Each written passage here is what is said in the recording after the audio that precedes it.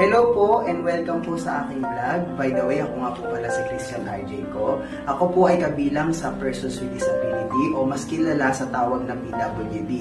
Ako po ay visually impaired pero hindi po ito naging hadlang upang tuparin ko po ang aking pangarap sa larangan ng musika.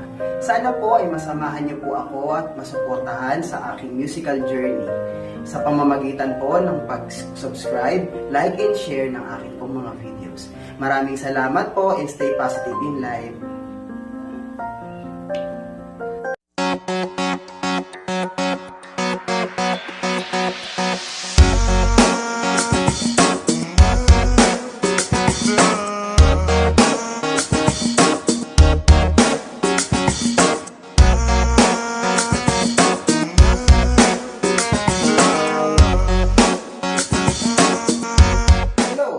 Magandang araw mga ka-expo.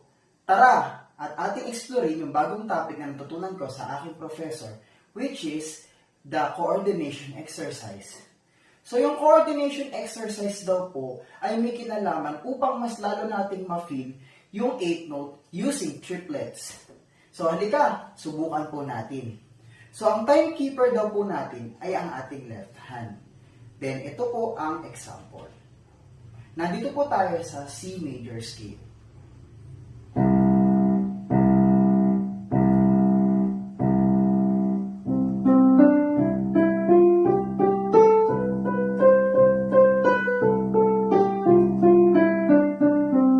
So, ibig sabihin, susunod na example, kinakailangan daw alisin yung 8 notes sa gitna.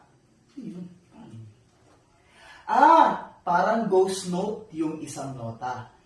Kasi minsan, sa isang instrument like sa drums, meron silang tinatawag na ghost note. So, ibig sabihin, yung 8 note na ginawang triplet, gagawa natin ng isang notang tanggal yung gitna. So, sige, subukan natin.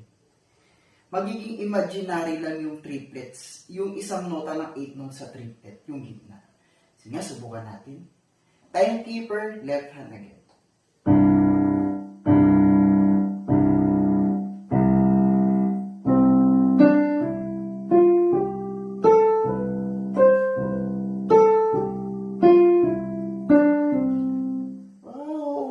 So, pag pinlay natin yung next example, ibig sabihin, mas dapat feel na natin yung 8 note. So, ganito natin siya gawin. Subukan nga natin.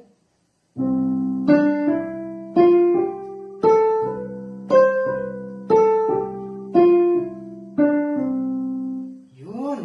Ang galing. Isa pa nga. Try natin.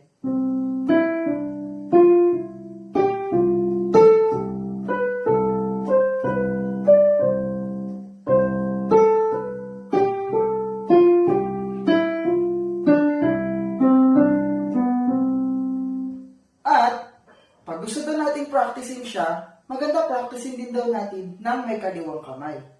Subukan na natin. Possible ba? Parang mahirap ah. Mas bagalan natin.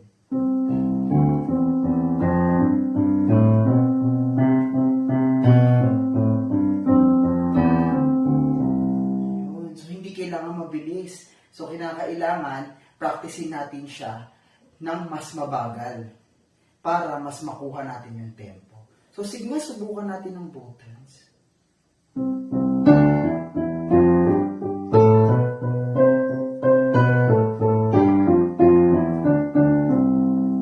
Yun. So, sana nag-enjoy po kayo. Hanggang sa susunod po ulit nating pagkikita, mga kasama, mga ka-explore. Samahan niyo po muli ako. Maraming salamat.